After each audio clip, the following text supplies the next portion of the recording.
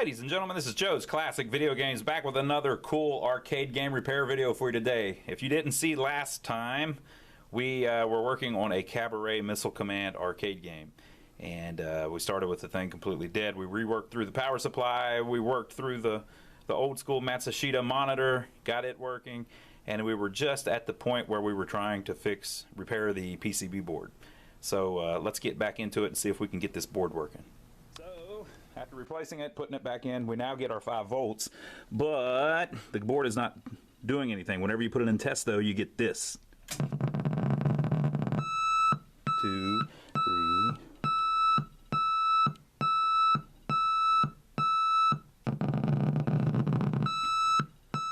Now why is it doing that? It must be trying to tell us something. There must be some kind of RAM problem that it's telling you, or a ROM problem, something like that. But if you look, we have removed the monitor because the monitor gave up the ghost. It wasn't even giving us net glow anymore. So I can't see anything on the screen. But I'm not going to try to fix it without getting the monitor working first. You may be able to fix it just by listening to those beeps, and we'll look in the monitor just for the heck. I mean, in the manual just for the heck of it. But first thing we've got to do is get the monitor working so that we can see if it's trying to put anything on the screen while it's doing that. It may be saying, "Hey dummy, the second ROM's bad."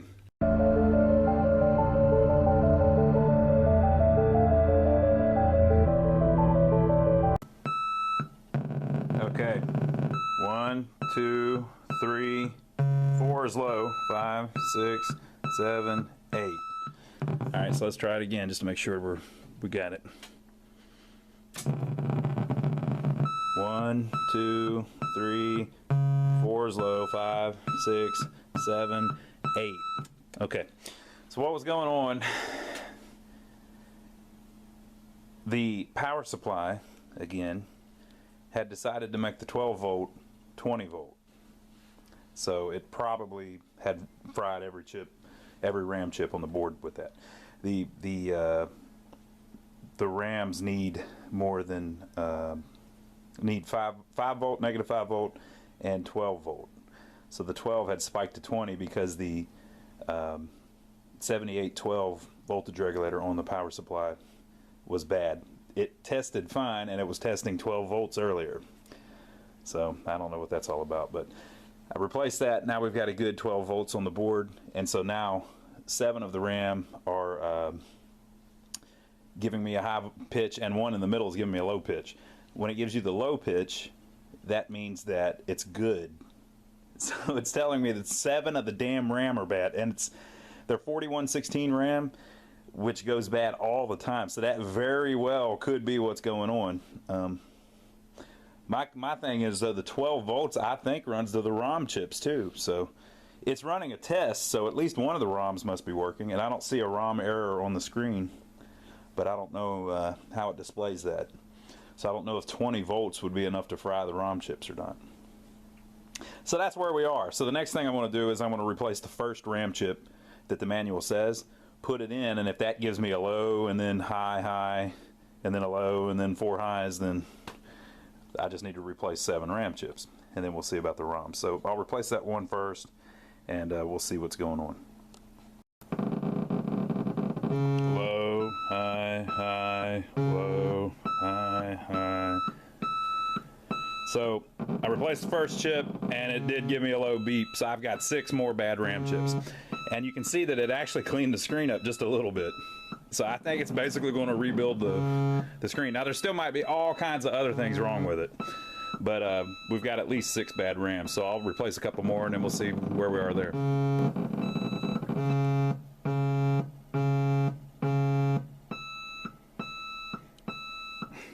Alright, so I've got the first 4 fixed, and the last 4 are still bad, but you can see I'm starting to get things straightening up a little bit again, so let's go on to the next ones.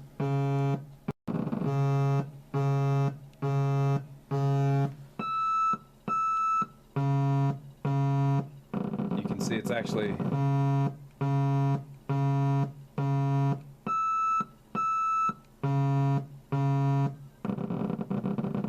getting a little farther along, so we got 2 left. Alright, right, so if all the RAM are good, this is what it does. It gives you a it gives you the rumble, then it gives you a low tone and a high tone, and then that's it. So we fixed the RAM, but obviously it's still not working. So if we take it out of test, it just trips. So we got to check out some other stuff. Okay, folks, I think I figured something out. So you saw how the screen was doing what it was doing. So I started looking through the schematics. So I'm testing stuff with my little logic probe. I don't film all that because it takes like a couple of hours, you know. And a lot of stuff you find isn't anything. So basically what the game's doing is it's just resetting over and over and over again. You saw in the video that we had. So that's called watchdogging. So pin 40 on the microprocessor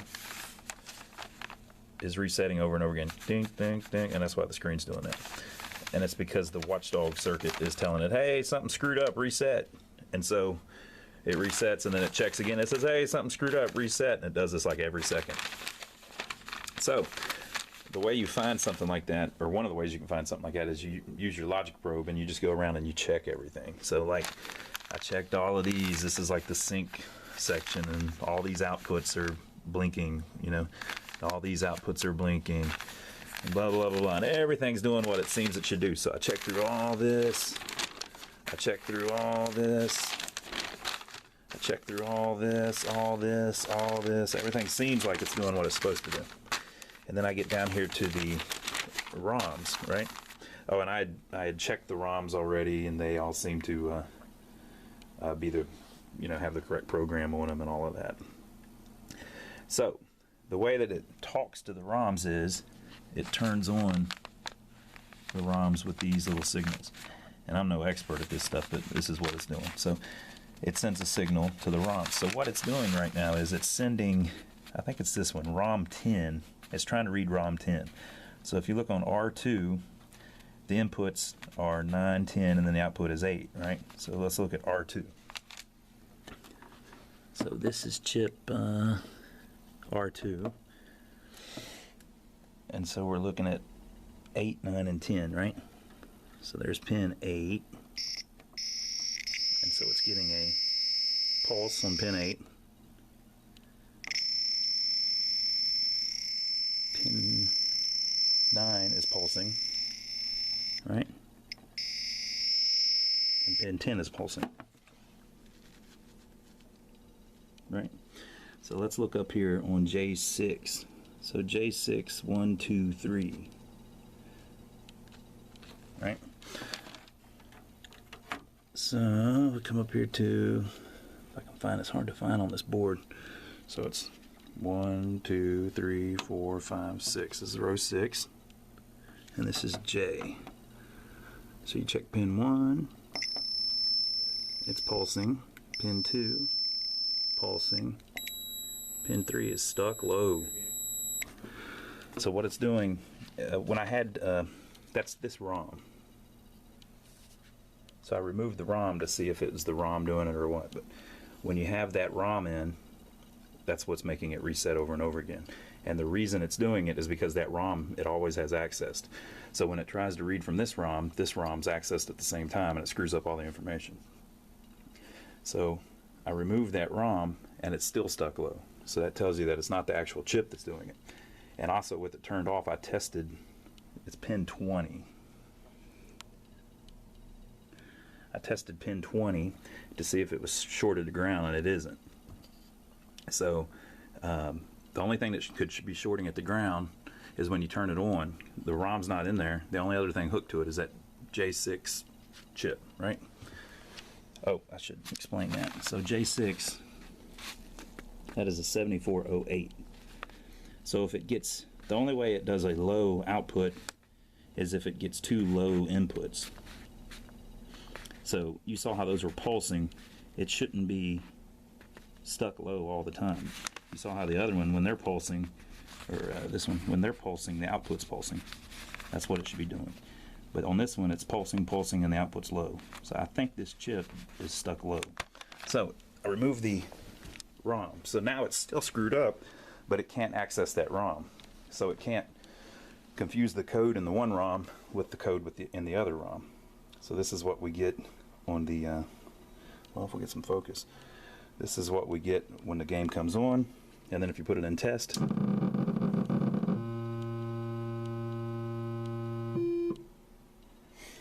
so now it's trying to do its thing. It says bad ROM 2 because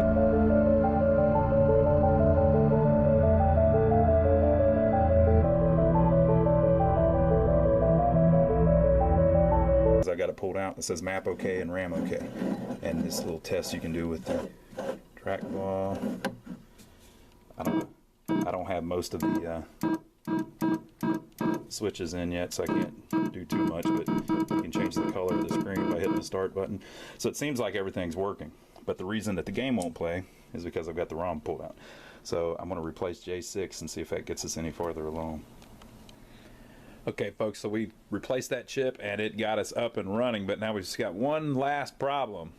What it's doing is it's drawing the little crosshairs on the screen, but it leaves a trail. It doesn't erase where it's been. So usually you'll just see a little plus sign and you can move around with the trackball, but it's leaving a trail everywhere. So I'm looking around online, finding some repair logs where they're talking about that, so I've got to do some investigation, and when I figure it out, I'll come back and let you know what the problem was. Okay folks, so this is Brian I don't know how to pronounce his last name, but this gentleman is on KLOV, Killer List of Video Games, their forums, and he fixes a lot of Atari boards, and he's really good about putting logs online and telling you what he did to fix them. So I was asking on there what they thought about our little crosshatch thing, and somebody directed me to his repair logs on Missile Command. Look at all the stuff he's fixed, and many more. This is just the ones that he's written down, I'm sure. And when you get all the way down here to game board, Missile Command game board number 29, crosshair is leaving solid blue trail, blue background over bases and arrows. Same exact problem. Looks a little different, but he figures out that P7 tested bad, right? And then he found another one doing the exact same thing. He thought it was P7, but it was one of the chips right before P7. So, with that said, I kind of looked around on the schematics at P7 here. And with my logic probe, I couldn't find anything wrong with it. It seemed right. But the problem with the logic probe is you don't really know if it's doing the right thing. I mean, if it's catastrophically bad, you can tell. So like if one of those output pins, 7 or 9 there, would have been stuck low or something, or stuck high, then yeah, you know that there's a problem there. But those are pulsing away and doing their thing, right? So I looked around and I couldn't find anything that was obvious. And then I thought, you know what, let me try piggybacking a chip.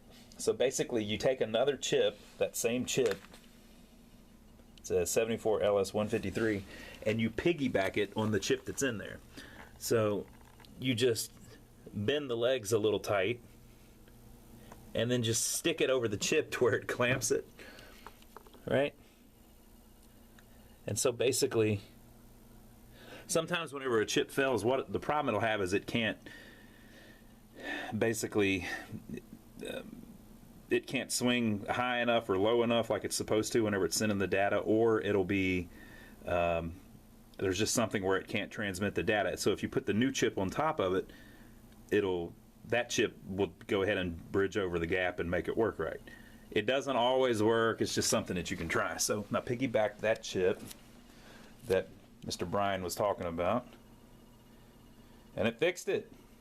So now what I need to do is solder it in permanently, but he's pretty good. All right, folks, so it's up and running, but our next thing is the trackball. Works, but it doesn't work great. I'm not shooting because I don't have my, oh, I got one in, I guess. I'm out. They got me. See if I can get the ship at least. So it looks like everything's working, but our trackball is bad, okay? So we're going to take the trackball out and look at it. And I'm going to see if I've got these rollers to replace the rollers. We'll look at what goes wrong with those. You see it's actually working. It's just not working great. So I'll pull that out. We'll mess with it next. Okay, folks, so here's Atari's trackball. This is their mini trackball because it's only a 2 1/4 inch ball on it. On the big Missile Command, I had a big 4-inch ball. I don't think these were ever on Centipede. They may have been, but I think it was a different model. But these things are cool. I may not have the right stuff for it, though. I don't know. If you look, what happens is, over the years, and this happens on any trackball, the ball actually wears a groove into the rollers, which makes the ball loose in the trackball, and it doesn't perform as well. So like when you're rolling this way, you're pressing against the roller and it rolls pretty good, but since it's loose, whenever you're rolling that way, it slips on the roller, and you need to get those straight again. This one's not really too bad, but you saw how it wasn't rolling very well. Also, the ball's filthy. So think about this, okay? Nobody ever talks about this. This ball is like some kind of plastic, right? This shaft is steel. So the steel shaft wore. Do you think the ball wore? It had to have, right? I mean, if it ate through metal, hell, you know the ball must have got ate up too. But the ball, I think, since it does it, it spins around in a million different ways. This is what I honestly believe. I honestly believe that it shaved just the smallest amount off the outside of the ball all around it, just from rolling on it. So just as it shaved some of the steel off, it had to shave some of the plastic off too. It's plastic. So the ball is probably slightly too small now, right? And the shafts are too small because they have a groove worn in them. And then on this particular type of trackball, it has this one roller over here. You can adjust that up and down.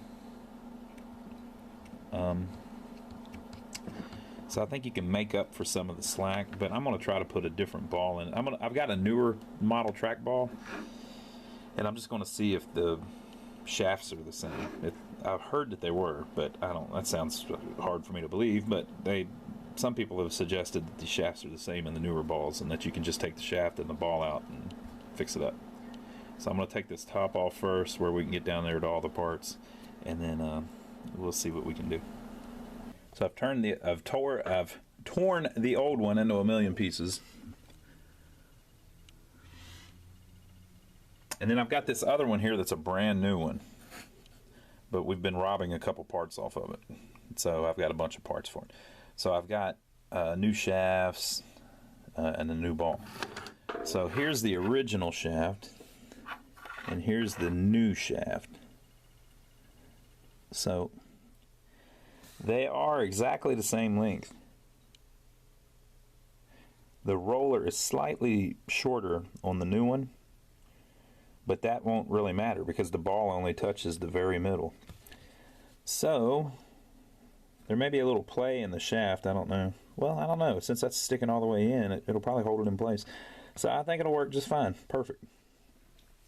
So I'm going to swap those in. I'm going to put the new ball in. I'm going to put it all back together and clean it up a little bit, and then we'll see what we got. So we got it all put back together. It looks great. And here's our new trackball with the old ball in it, and I put the old rollers back in there. Maybe we'll need some of those parts for something else. But this is our nice one that's going in the Missile Command. Now, one thing about this, whenever I put it back together, it made the ball back up where it needs to be because the rollers aren't worn. I actually used the original rollers in this part because the bearings moved so free. I just went ahead and used the original ones. Right, I oiled them just slightly, but this particular one, this one, was pretty nasty, so I replaced it. I oiled it, the new one too. But whenever you put it back together, you have to be really careful. See this plastic piece on the top? It's not supposed to touch the ball. So if you look really close, there's barely just a little bit of room all the way around the ball. It doesn't actually touch so that the ball can roll really well. You can see on this one with the worn rollers in it, there's a much bigger crack between the plastic and the ball doesn't like to roll right and all of that. So I think we're in much better shape now. So I'm going to bolt it back in, and then we'll see if we can actually get it to work. All right, so we mounted it back in. I put my 3 fire buttons in and my 2 start buttons, so we'll test it real quick. Oh yeah. I'm no expert at missile command, but we're rolling a lot better. All right.